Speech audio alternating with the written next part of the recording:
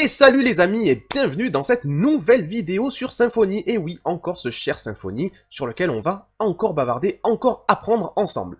Alors, cette fois-ci, j'aborde les relations entre les entités. On avait commencé par, en 1 heure, découvrir le framework. Et on a même créé une entité qui s'appelait article. Une entité, j'entends, une table et des données qu'on puisse gérer directement au sein de notre application. La semaine d'après, on a vu les formulaires avec Symfony, et ça c'était cool, en 1 heure on a fait à peu près le tour, même s'il y a encore plein de choses que vous découvrirez par vous-même. Maintenant, ce que j'aimerais aborder, attendez une seconde, voilà, ce que j'aimerais aborder maintenant, c'est les relations qui peuvent exister entre différentes entités dans notre application Symfony. Quand j'entends entité, je répète, ce sont des tables dans la base de données.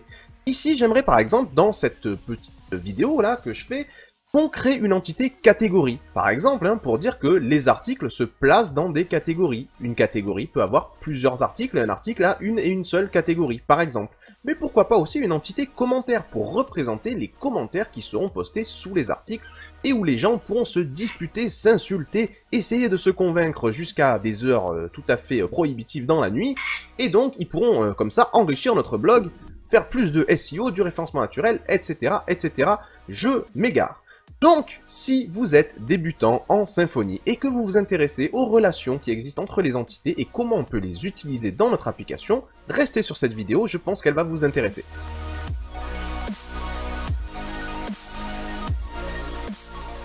Alors bien sûr, vu qu'il s'agit de Symfony, je vous propose d'ouvrir votre éditeur préféré et d'avoir toujours une ligne de commande, un petit terminal ouvert à côté parce que on va beaucoup se servir de la ligne de commande, notre bro PHP bin/console qui va nous donner plein d'outils pour accélérer notre développement.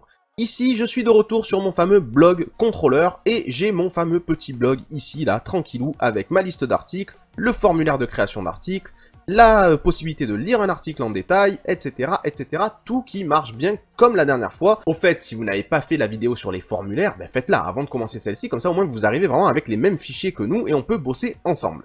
Alors, mon but ici est de faire en sorte que dans ma base de données, que d'ailleurs je vais ouvrir ici, php my admin, allez hop, go go. Alors je ne l'ouvre pas pour l'utiliser en tant que tel, je l'ouvre juste pour regarder l'état de ma base de données, car encore une fois, si vous avez suivi la première vidéo, je vous explique, on manipule la base de données avec Doctrine, avec des scripts, avec des migrations, etc. Mais au moins là, j'ai un petit œil sur cette base et je peux vous montrer comment elle est fabriquée, comment elle fonctionne. Donc vous voyez que notre base de données pour l'instant ne contient qu'une seule table, qui est la table article. Et nos articles pour l'instant, ben, ils ont des champs tout à fait basiques, hein, on va dire. Ok, ça c'est une chose. Qu'est-ce que j'ai envie de faire? J'ai envie de créer une nouvelle table que je vais appeler catégorie. Et mes catégories, ben, c'est tout simplement des catégories d'articles.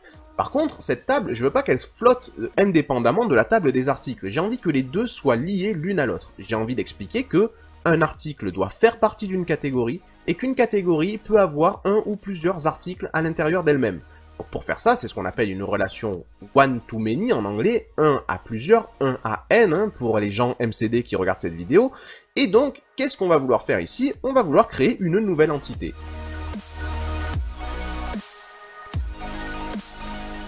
Et pour créer une entité dans Symfony, c'est simple, hein, on appelle notre pote la ligne de commande. Et qu'est-ce qu'on fait avec notre pote la ligne de commande? On va dire php bin/console make entity. Et c'est parti. On part là-dessus directement. Allez, c'est chaud, c'est chaud.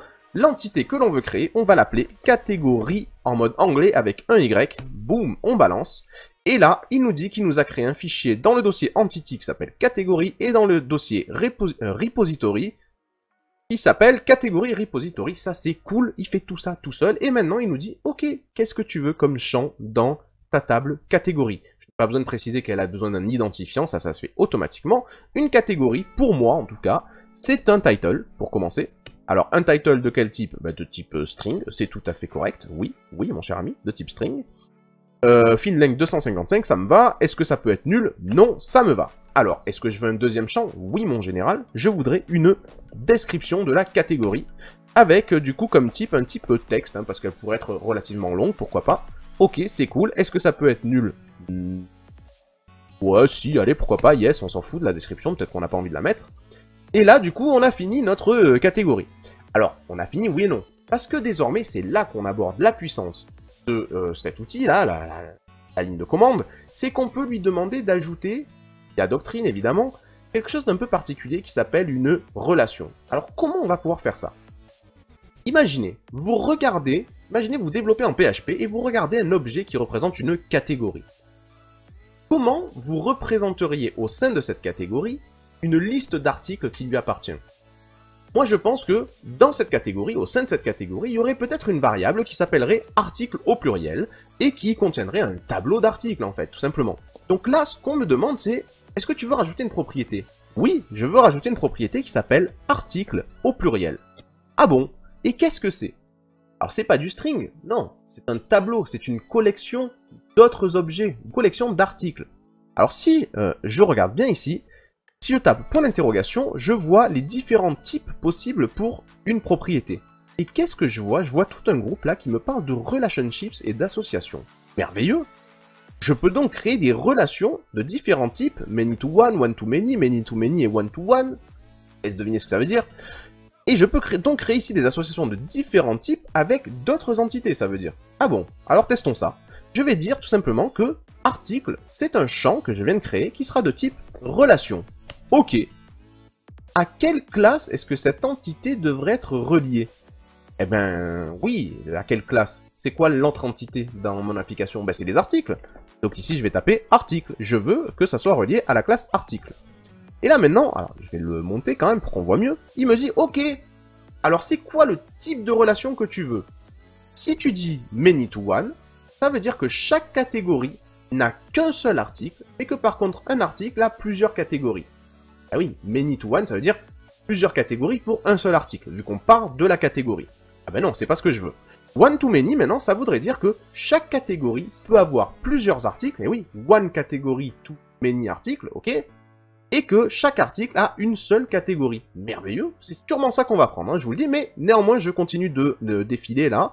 Many to many, ça veut dire que chaque catégorie peut avoir plusieurs articles, et que chaque article peut avoir aussi plusieurs catégories.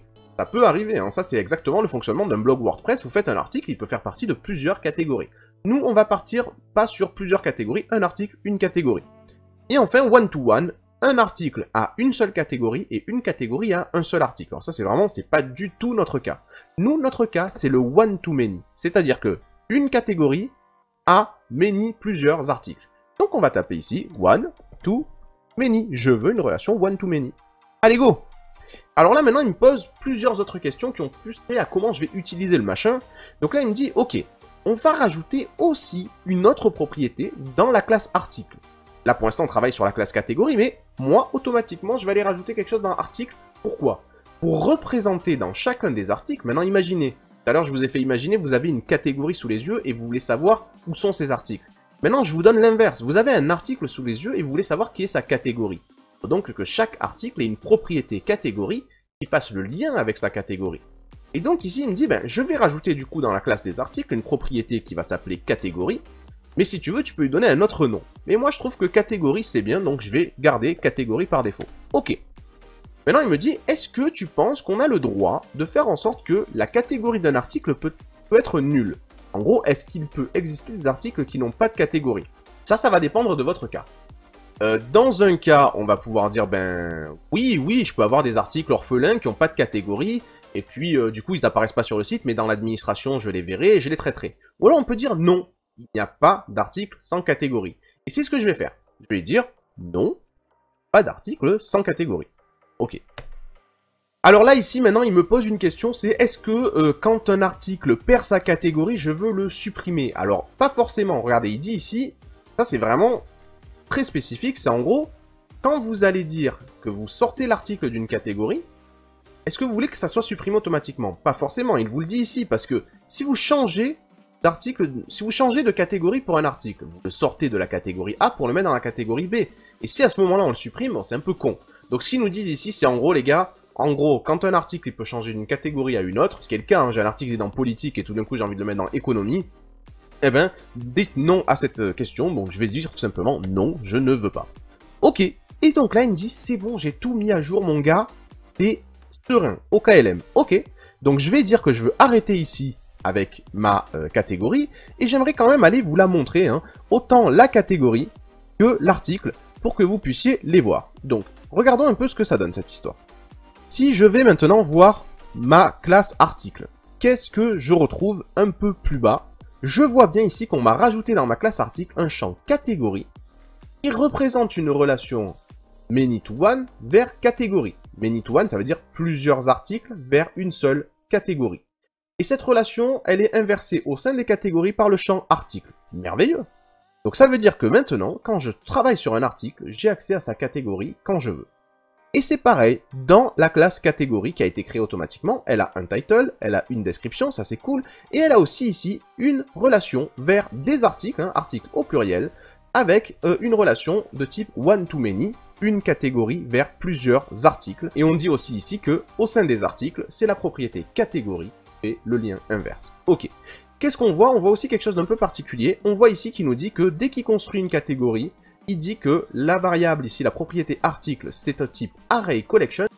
Alors, un array collection, pour ceux qui connaissent pas, c'est vraiment excellent. C'est une merveille ce machin. En gros, les mecs de Symfony, je sais pas d'ailleurs si c'est Symfony qui ont fait ça ou si c'est une autre équipe et que Symfony ne fait que s'en servir. L'array collection, c'est une surcouche des tableaux classiques en PHP qui leur rajoute plein de méthodes ultra sympas à utiliser. Genre vraiment, on se croirait presque en JavaScript, ça donne du plaisir à utiliser les tableaux en PHP. Donc, en gros, ils disent que article est un tableau plus, avec des opérateurs en plus. Et ensuite, on voit ici que, ben ouais, on a une fonction getArticle qui nous permettra de récupérer une collection des articles, et on a une fonction addArticle qui nous permettra de rajouter un article au sein de la catégorie, merveilleux. On a une fonction removeArticle qui nous permettra de supprimer un article au sein de cette catégorie, fantastique. Et donc, on va pouvoir comme ça travailler avec nos articles et nos catégories tranquillement.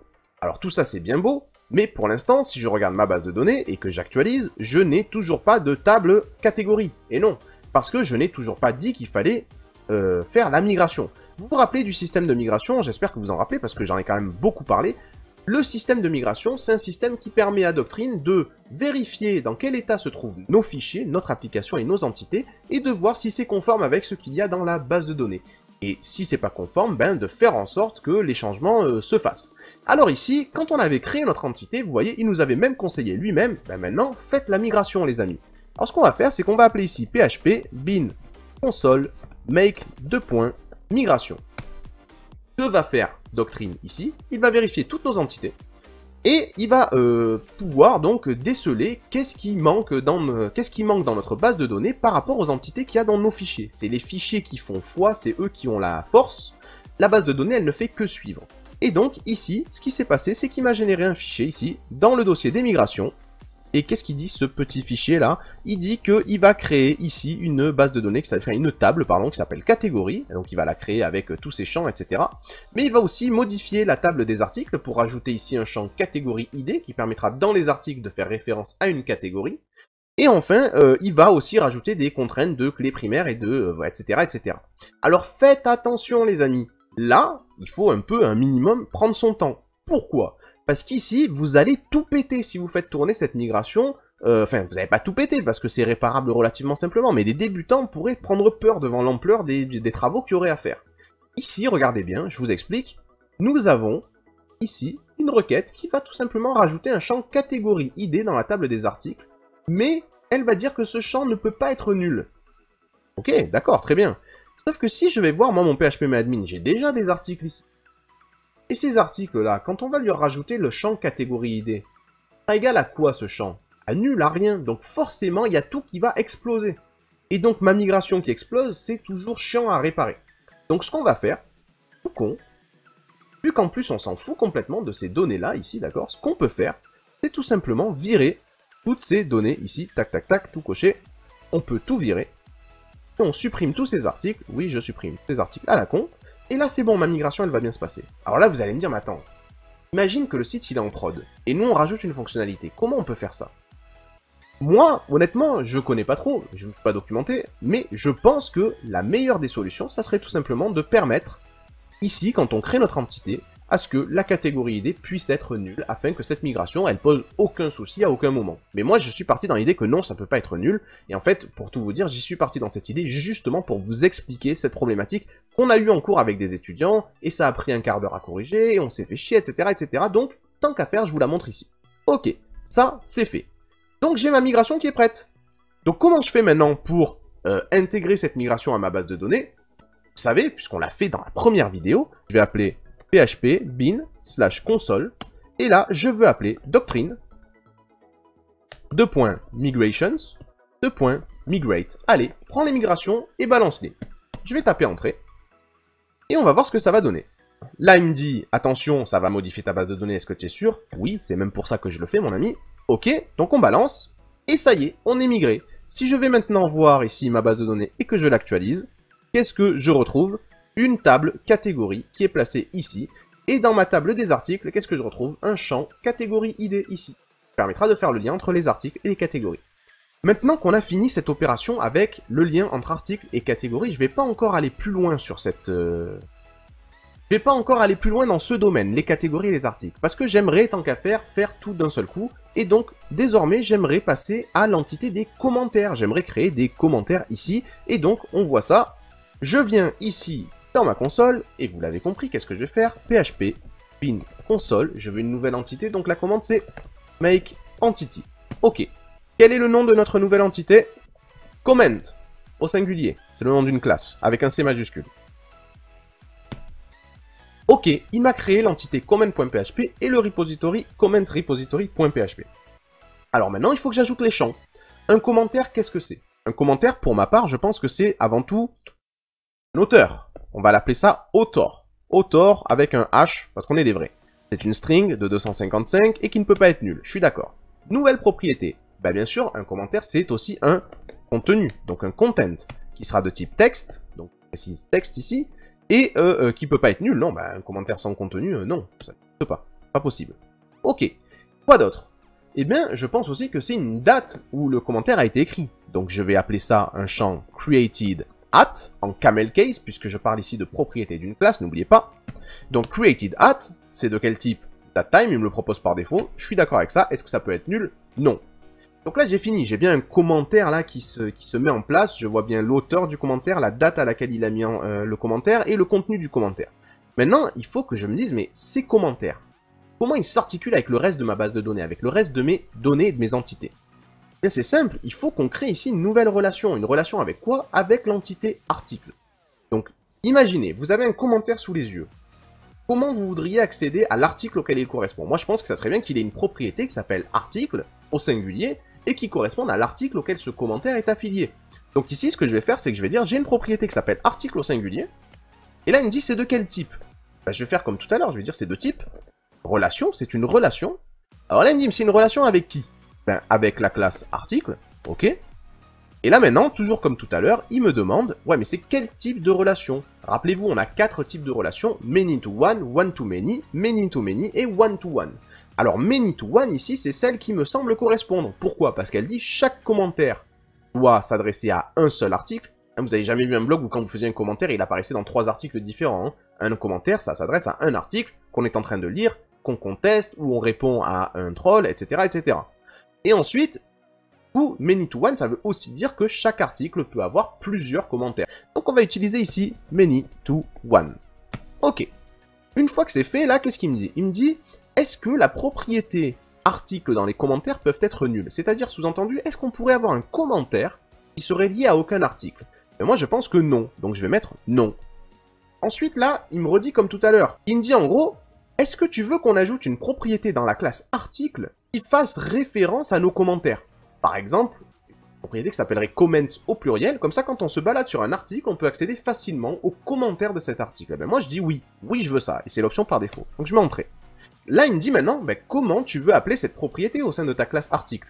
Et il me propose comments au pluriel par défaut. Ben moi je suis d'accord, comme ça quand j'aurai un article, j'aurai des comments à l'intérieur, et je pourrai les voir, les lire, etc. Donc je dis ok, entrée. Alors maintenant, on me dit, est-ce que tu veux automatiquement supprimer des commentaires qui seraient orphelins? Et là, pour le coup, je vais mettre oui. Parce que un commentaire, c'est sous un seul article, ça change pas. Et le jour où on veut le bouger ou quoi que ce soit, faut le supprimer.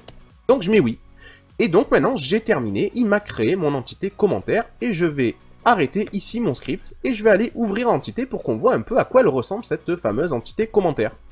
Et donc ici, je vois une classe comment avec un identifiant, un author qui est une chaîne, un content qui est du texte, une created at qui est un datetime, et là, je vois ma relation ici. Je vois que j'ai une propriété article qui est en fait une relation many to one, donc on part du commentaire, plusieurs commentaires à un seul article, ok.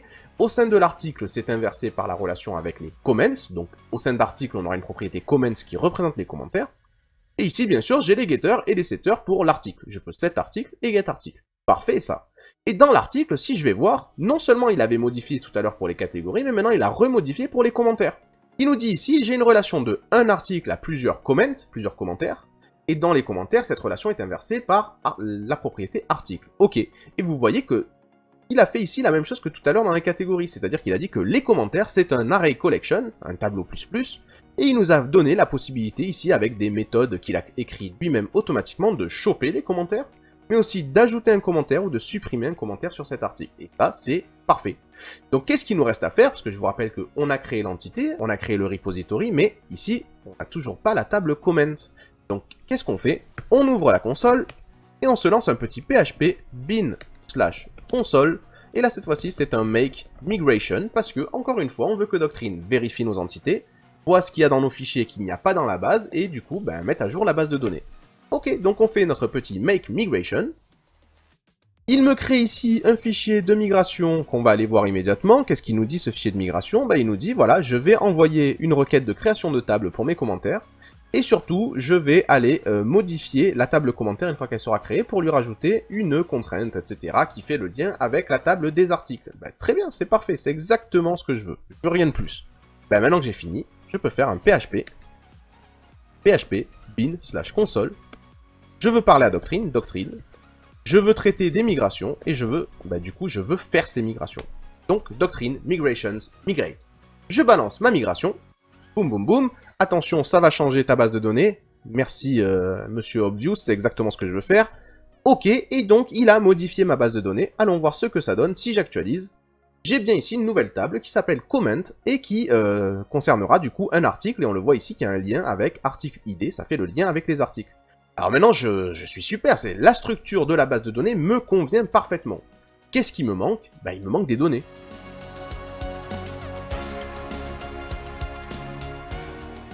Alors qu'est-ce qu'on avait étudié la première fois qu'on avait fait 1 heure de Symfony ensemble? On avait étudié les fixtures. Alors vous écoutez rien, on avait étudié les fixtures, d'accord. Donc qu'est-ce que c'était que les fixtures? Les fixtures, c'est des fichiers, des scripts, dans lesquels on crée des jeux de fausses données, d'accord? Et ensuite, on les balance dans la base de données, tout simplement pour qu'on ait de la matière sur laquelle travailler pendant qu'on développe. Donc là, ici, par exemple, on voit que dans cette fixture, ce que je faisais, c'est que j'allais de 1 à 10, et je créais à chaque fois un nouvel article, avec un titre à la con, un contenu à la con, et une image à la con aussi. Donc là, mon but, ça va être de faire quelque chose d'un peu plus compliqué. Mon but ici, ça va être de créer 3 catégories.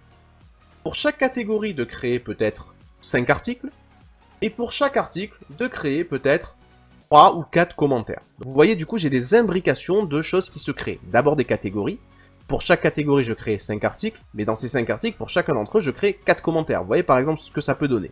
Alors, pour faire ça, je suis désolé, mais du coup, ça va prendre un chapitre entier qui va nous parler de la librairie Faker. Et oui, il est bien temps quand même qu'on en parle de cette librairie. Donc, désolé pour vous, mais on arrête 2 secondes sur cette histoire d'entité et de relation, et on parle de Faker. Alors c'est quoi cette histoire de Faker? Faker, c'est pas vraiment une technologie, d'accord? Faker, c'est une idée. Faker, ça existe dans à peu près tous les langages, c'est une librairie, qui existe en PHP, en Ruby, il y en a en JS, il y en a dans tous les langages, qui va nous permettre de créer des fausses données un peu plus convaincantes que ce que vous voyez ici, par exemple, titre de l'article numéro I ou contenu de l'article numéro I. Mon but, c'est maintenant d'avoir des phrases, des lorem ipsum. Alors c'est vrai que les lorem ipsum, c'est pas terrible, mais si je veux des prénoms, je peux avoir des prénoms, des noms de famille, je peux avoir des noms de famille, des pays, des villes, etc., etc. Donc, j'ai envie d'utiliser la librairie Faker. Si vous allez sur Google, vous cherchez PHP Faker, et vous allez tomber, en tout premier lieu, sur cette librairie qui a été faite par Fzaninotto, que je remercie parce que je me sers vraiment sur chaque projet que je fais de Faker, donc merci à lui. Et donc, qui nous explique, voilà, c'est une librairie toute simple qui vous permet de choper, voilà, toutes sortes de choses, hein. Vous avez, par exemple, si vous regardez la documentation, vous voyez ici, vous pouvez choper des nombres, vous pouvez choper des lettres, des éléments dans un tableau, vous pouvez mélanger les éléments dans un tableau, Vous pouvez avoir du lorem avec des paragraphes, des phrases, des mots. Vous pouvez aussi avoir des noms, des prénoms. Vous pouvez avoir des villes, des adresses. Bref, vous pouvez avoir énormément de données qui se génèrent aléatoirement et qui sont fake, hein, du coup, faker, quoi. C'est vraiment cool.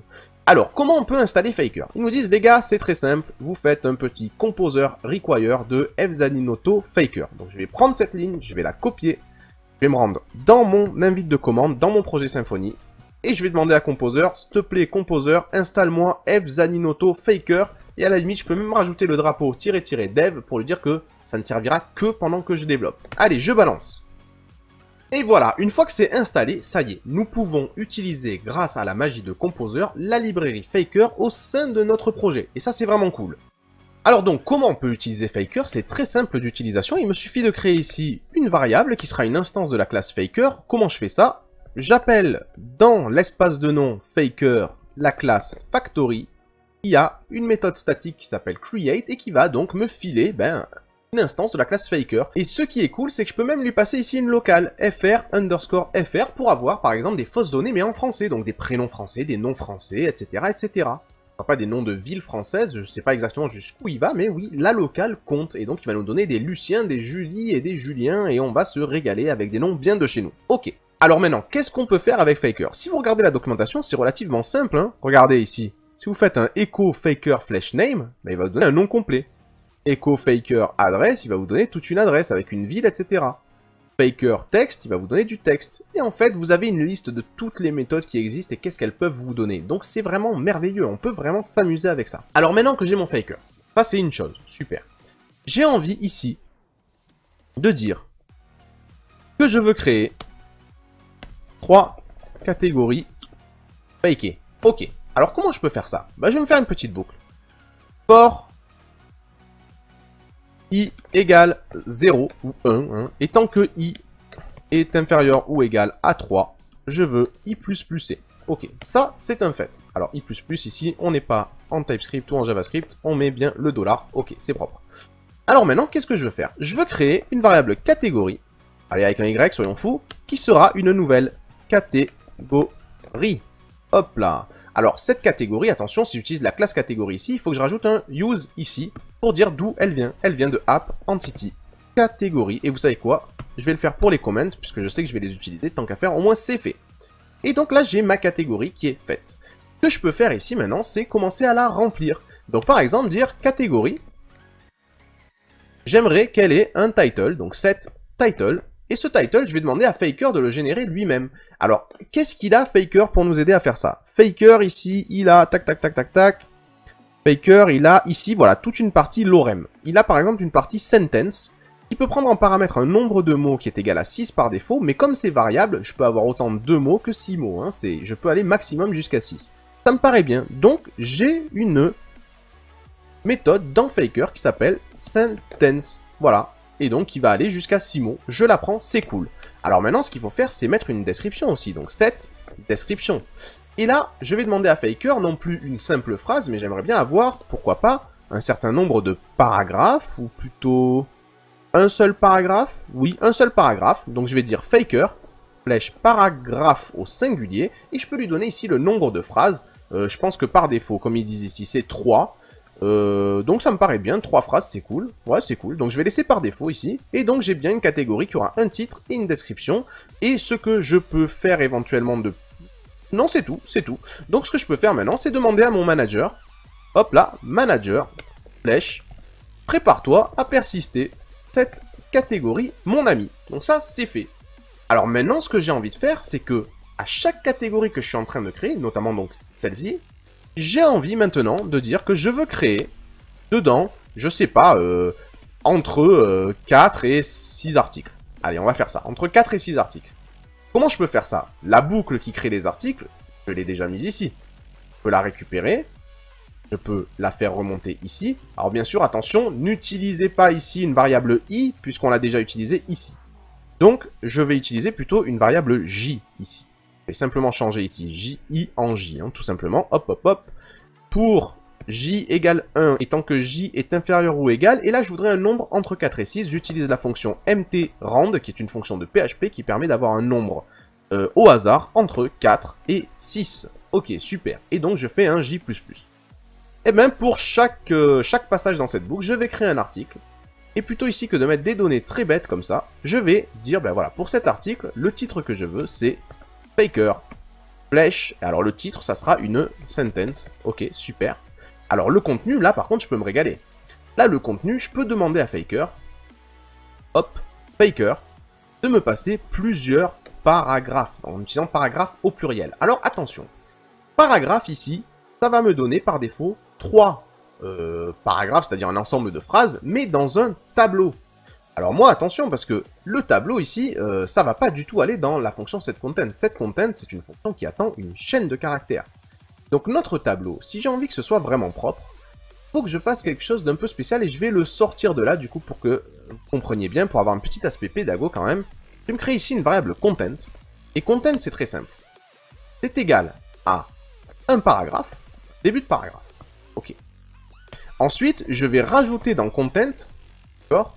Je vais rajouter, donc point égal, pour dire je prends ce qu'il y a dans content et je lui rajoute quelque chose. Je vais rajouter faker, flèche, paragraphe. Mais faker, flèche, paragraphe, c'est des paragraphes, d'accord? Donc je vais lui mettre 5 paragraphes, par exemple. C'est sous la forme d'un tableau. Donc moi, ce que j'ai envie de faire, c'est de rejoindre les éléments de ce tableau avec ceci. Fin de paragraphe et un nouveau paragraphe. Donc là, ce que je vais avoir, c'est un début de P, un paragraphe, un fin de P, un début de P, un autre paragraphe, un fin de P, un début de P, un autre paragraphe, etc. jusqu'au dernier, où là, je vais rajouter tout simplement, hop, content, point égal, et là, je vais rajouter une fin de paragraphe. Donc, je vais bien avoir 5 paragraphes HTML au sein de content.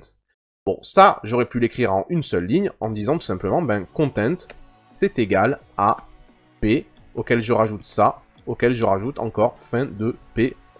Et là, on est parfait. Et donc, je peux virer ici ça, et donc je peux virer ici ça. Et ça me permet ici d'avoir un contenu de mon article qui soit plusieurs paragraphes en HTML. Et du coup, je dis, mon article, je lui setContent, ben, ma variable content, tout simplement. Ok, ça c'est propre. Maintenant, pour l'image, alors pour l'image, c'est pareil, hein. Ici, si vous recherchez dans la documentation de Faker, image, on a ici, dans les images URL, une méthode qui va nous donner des images. On peut même donner la taille si on le souhaite. Moi, je vais laisser par défaut. Donc, je vais dire ici, image, je veux demander à Faker de me donner une image URL. Ça, c'est cool.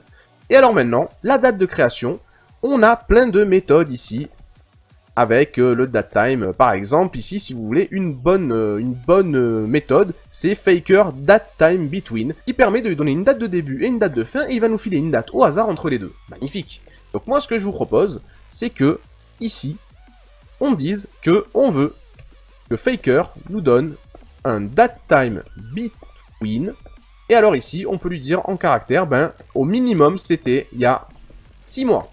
Parfait. Et au maximum, c'est tout de suite. Ok, c'est cool. Donc on est bien. On peut faire persister cet article-là, et ça va marcher. Par contre, ce qui nous manque, c'est de dire à cet article dans quelle catégorie il se place. Et donc, il me suffit de rajouter ici cette catégorie, et je veux le donner à la catégorie sur laquelle on était en train de travailler. Rappelez-vous qu'ici, on est en train de travailler sur une catégorie, et on dit que sur cette catégorie, on veut placer 4 à 6 articles. Et donc, on place nos articles dans cette catégorie.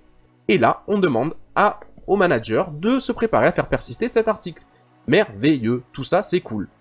Maintenant, qu'est-ce qui nous manque? Ben, pour cet article-là qu'on est en train de créer, on lui a donné un titre, un contenu, une image, une date de création et une catégorie. Ben, il nous manque tout simplement le fait de lui donner des commentaires.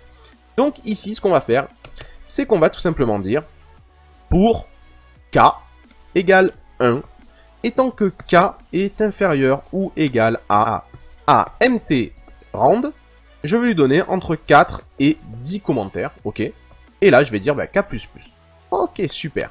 Donc ici, on donne des commentaires à l'article. Donc ici, ce que je vais faire, c'est que je vais dire comment, c'est égal, hop, à un new comment. Et je vais commencer à le nourrir. Donc comment, flèche, set, author. Qui est l'auteur de ce commentaire? Bah, je peux demander à Faker ici un name, tout simplement. Ok. Maintenant, comment, flèche, set, content. Quel est le contenu de ce commentaire? Eh bien là, je peux faire exactement la même chose que ce que j'ai fait ici. Hein. Je peux me créer ici une petite variable content. Hop là. Sauf que là, cette fois-ci, je vais pas mettre 5 paragraphes, je vais en mettre 2, voilà. Et donc, je vais dire, bah, ici, dans mon commentaire, le contenu, c'est ma variable content. Alors, ce qu'il nous faut maintenant, c'est donner une date de création à ce commentaire. Alors, la date de création, on a envie de faire gaffe parce qu'on n'a pas envie que la date de création du commentaire soit plus tôt, par exemple, que la date de création de l'article. Parce que je pourrais bien utiliser faker datetime between -6 months, là, comme je le fais là. Mais le problème, c'est que -6 months, c'est le minimum. Donc, peut-être que l'article, il va dire, bah, ça a été créé avant-hier. Et si je dis, pareil pour le commentaire -6 months, il va me dire, bah, ça a été créé à 3 mois. Bon, ça peut être un peu con. D'autant que c'est relativement simple de faire en sorte que ça ne se passe pas. Alors je vais vous expliquer un petit algorithme à la con que PHP nous permet de faire grâce à ces objets datetime. Vous êtes d'accord avec moi que ici, article, on lui a dit set created at une datetime. Voilà, parce que faker datetime between donne un datetime. Donc si je dis article get created at, il va me donner le datetime que faker lui a donné. Ça, c'est cool. Alors ce que je peux faire, c'est profiter un peu des outils que PHP m'offre. Je sais que faker, ici, vous le voyez, je peux appeler datetime between et lui donner ici une chaîne de caractères qui explique à quel moment ça s'est passé au minimum. Là, j'ai dit -6 months, mais je pourrais très bien dire aussi -3 days. Ok, je peux faire ce que je veux ici. Moi, mon but, ça va être de prendre pour référence la date d'aujourd'hui, et pour autre référence, la date que l'article a pour date de création. Forcément, un commentaire a été mis entre la date de création de l'article et aujourd'hui, et maintenant. Donc ce que je vais faire, c'est que je vais dire now, c'est égal à new date time. Vous savez que quand vous dites new date time comme ça, eh bien forcément, c'est la date de tout de suite, de maintenant. Donc c'est now. Ok. Si maintenant, je dis now, flèche, diff, et je lui donne ici article, flèche, get created at. Donne-moi ta date de création. En fait, ce qui ressort de cette opération, c'est un objet de type date intervalle, hein, vous le trouverez dans la documentation, donc je peux l'appeler ici intervalle par exemple, qui représente la différence entre les deux dates, entre maintenant et la date de création de l'article. Cet intervalle ici, il a toutes sortes de propriétés, notamment par exemple un nombre de jours qui se sont passés depuis ce moment-là. Ici, je pourrais créer par exemple une variable qui s'appellerait jour, ou plutôt, soyons anglais, days, et qui serait égale à intervalle, flèche, days. Donc imaginons, il y a 100 jours de différence, d'accord? Donc, je sais ici, encore une fois, que faker peut prendre une notation du genre -100 days, ok? Bah, j'ai qu'à me créer ici une petite variable que je vais appeler minimum et qui serait égale à une chaîne de caractères qui contiendrait point days, point, et là, le mot days. Donc, imaginez que days ici soit égal à 100, vous êtes d'accord avec moi que là, ce que j'ai écrit, c'est cette chaîne de caractères. -100 days. Vous êtes d'accord avec moi? Et du coup, je peux balancer maintenant ça à faker. Donc si ici j'ai envie de donner une date de création à mon commentaire, je vais dire set created at. Là, je vais demander à faker une date time between, donc n'importe quelle date entre le minimum et maintenant. Donc en gros, entre il y a -100 jours, imaginons, et maintenant. Alors bien sûr, j'ai dit 100 jours, c'est un exemple, ça peut être n'importe quoi. Alors ça, bien sûr, ici, vous pouvez le garder comme ça, ou vous pouvez le raccourcir en disant ici, tout simplement, ben, days, c'est égal finalement à tout ça, flèche, days, ok? Et du coup, vous n'avez plus besoin de cette variable-là ici. Et bien sûr, vous pouvez aller encore plus loin en faisant tout en une seule ligne, hein, si c'est quelque chose qui vous intéresse, comme par exemple dire ici, hop, au lieu de faire une variable now, vous mettez tout simplement ici cette variable-là, comme ça, entre parenthèses, vous créez un nouveau datetime, vous faites la différence avec la date de création de l'article, et cette différence, vous en extrayez les jours. Et ensuite, vous créez une variable minimum ici avec moins, machin, mais ça, même cette variable ici, vous n'en avez pas besoin, vous pouvez récupérer cette chaîne de caractères ici même, hop, hop, hop, et vous pouvez la mettre ici, tout simplement. Hop là. Et là, on est bon, on est parfait. On a tout ce qu'il nous faut, on peut virer du coup la variable minimum, et on a donc bien ici, hop, tout ce qu'il nous faut pour créer cet article, enfin, ce commentaire. Alors par contre, attention, ce commentaire, ce qui lui manque maintenant, c'est de lui dire à quel article il appartient. Donc c'est facile, on met encore un truc, set article, et là on lui passe l'article en question. Et maintenant, on peut demander au manager de persister ce commentaire. Alors du coup, si je reprends depuis le début, pour récapituler, je vais créer 3 catégories. Pour chaque catégorie que je crée, je vais lui donner ses informations, son titre et son contenu. Et je vais créer, pour cette catégorie-là, plusieurs articles. Pour chaque article, je vais donner aussi ses informations, son contenu, etc., etc. Et surtout, pour chaque article, je vais créer un certain nombre de commentaires.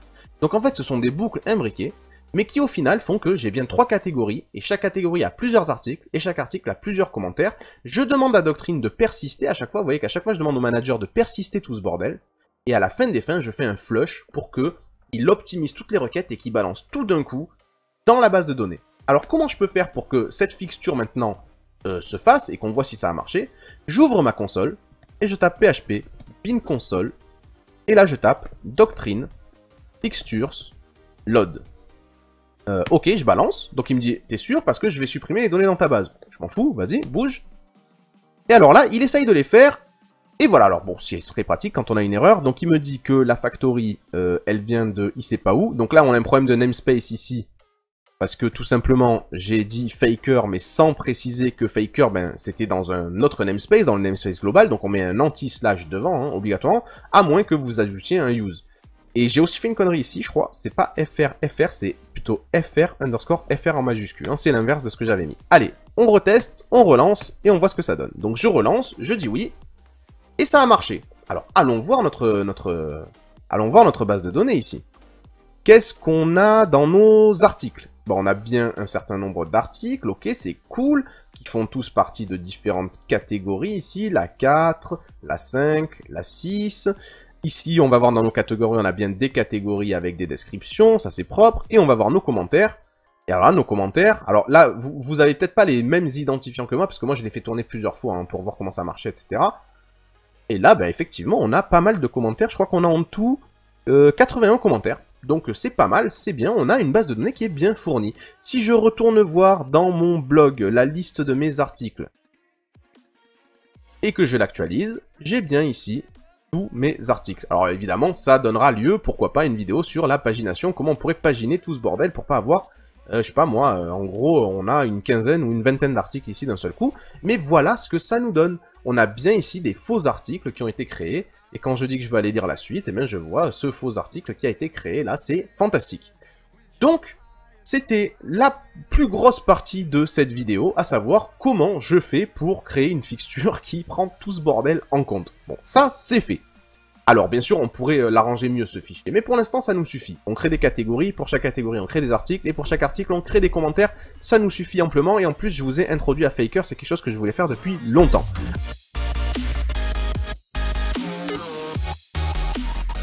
Je vous propose qu'on aille tout de suite dans le template qui montre un article. C'est le template qui s'appelle show.html.twig.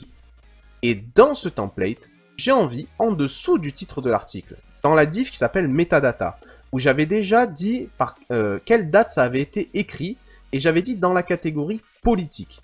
Ben moi ici, politique, j'ai envie que ce soit variable. Je veux que ce soit le nom de la catégorie en question. Ben, pour faire ça, je vais demander tout simplement à Twig. Et là, vous allez voir, c'est là que ça devient vraiment magique, d'accord?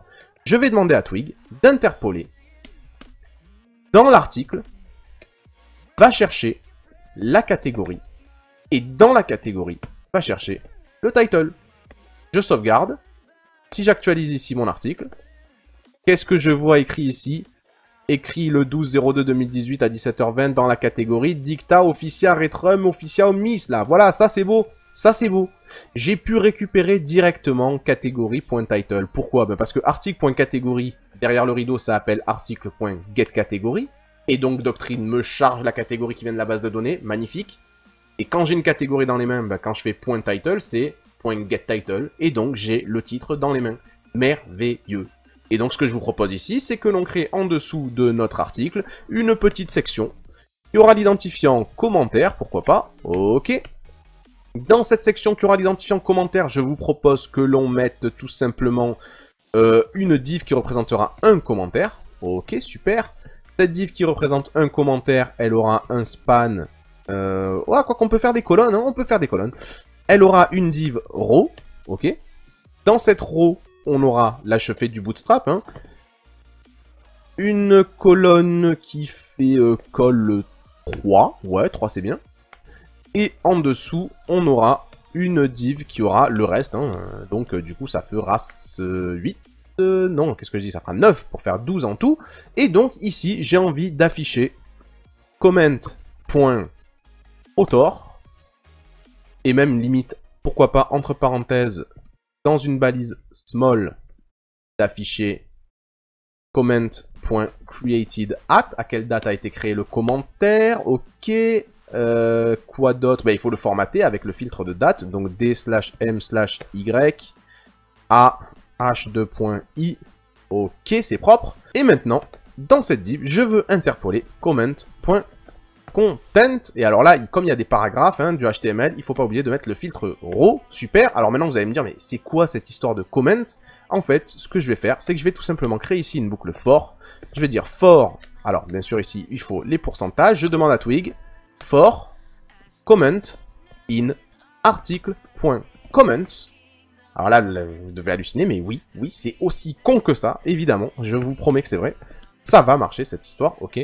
Donc pour chaque commentaire, dans les commentaires de l'article, je sauvegarde, et je vais actualiser ici ma page. Qu'est-ce que je retrouve en dessous de mon article? Les commentaires de nos chers amis. Mais voilà, mais c'est fantastique. Voilà, que quelqu'un vienne me dire que c'est pas fantastique, que c'est pas merveilleux. C'est merveilleux, c'est fantastique. Donc ça marche super bien, les amis. C'est super efficace. On peut naviguer comme ça dans nos objets parce que Doctrine a compris les relations qui existaient entre nos entités et on peut comme ça naviguer entre les unes et les autres.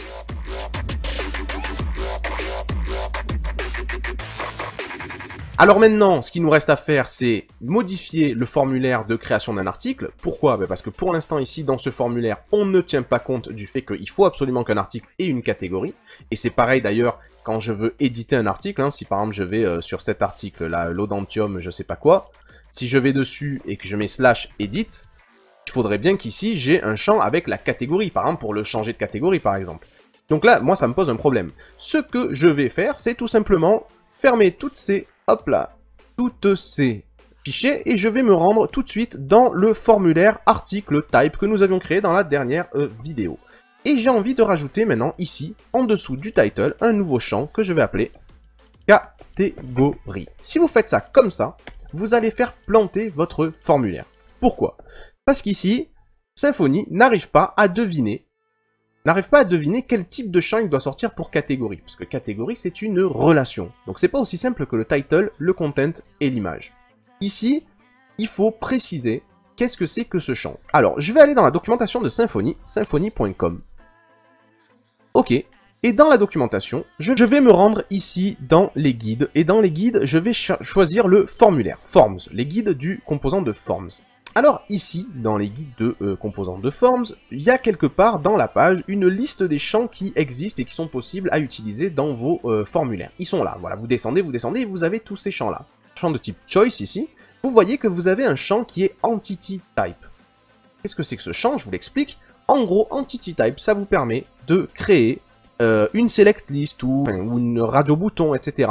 qui vous permettent, du coup, vous voyez, ils prennent même carrément l'exemple de la catégorie, vous permet de présenter des objets qui sont dans la base de données. Donc ici, moi, ce que j'ai envie de faire, c'est d'utiliser ce champ-là. Je vais regarder un peu s'il y a un exemple ici.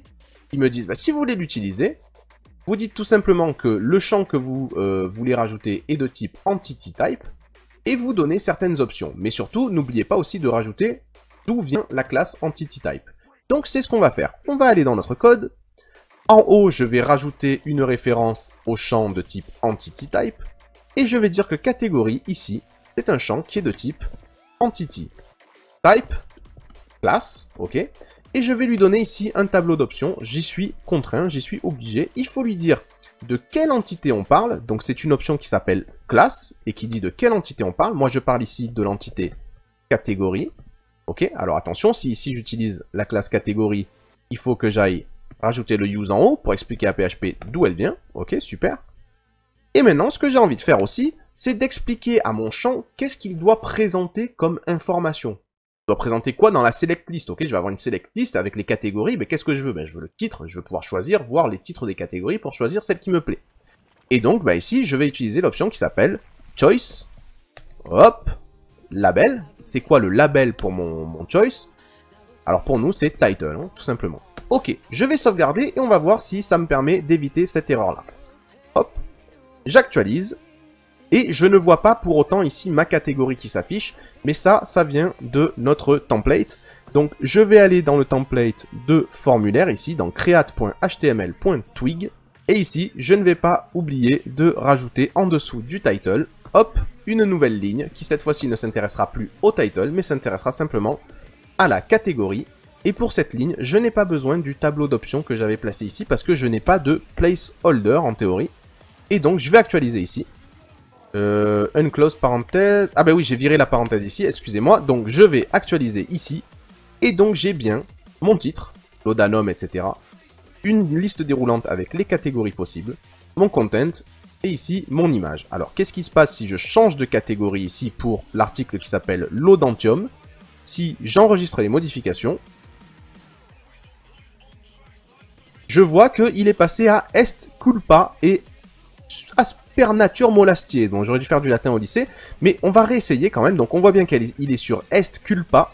Ok, est culpa. Je vais aller modifier sa catégorie et je vais le faire passer ici à dicta officia, du coup. Je vais l'enregistrer. Est-ce que ça marche bien? Dicta officia, ça marche parfaitement bien. Regardons pour la création d'un article maintenant. Test de création d'article. Et la catégorie, je vais choisir Eplacia Dolores. Je vais me choper ici du texte à la con. Texte à la con. Et donc on est bien sur Dolores, hein, Placia Dolores. Et l'URL de l'image, on va mettre http placehold.it/400 x 200. Et je vais enregistrer mon article. J'ai donc bien mon test de création d'article qui est bien dans la catégorie et Placia Dolores Repudiande, etc., etc. Magnifique. Et si je vais encore une fois tester de l'éditer et que je le place maintenant dans Dicta Officia, si j'enregistre, Dicta Officia, mais c'est magnifique, ça marche parfaitement bien. Alors je sais pas ce que demande le peuple, mais là c'est parfait, parfait, parfait. Alors bien sûr, ce qu'on pourrait faire aussi, mais j'ai pas le temps là, parce que sinon la vidéo elle va faire 2h30, ce que vous pouvez faire, c'est essayer par vous-même, même si je pense que je le mettrai dans une prochaine vidéo, de créer un formulaire à la con sur un article ici, au moment où vous, voilà, où vous présentez des commentaires.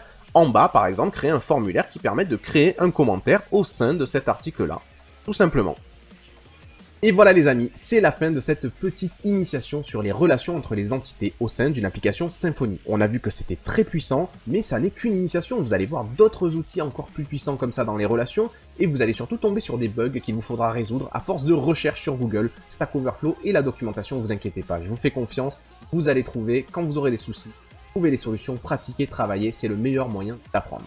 Du coup, qu'est-ce qu'on a vu? On a vu comment créer des entités, même si on savait déjà le faire, on a vu comment créer des relations entre ces entités, et surtout une grosse partie de la vidéo c'était dédiée à Faker, cette fameuse librairie que j'adore et que j'utilise sur tous mes projets, et qui permet de générer des jeux de fausses données de façon très simple.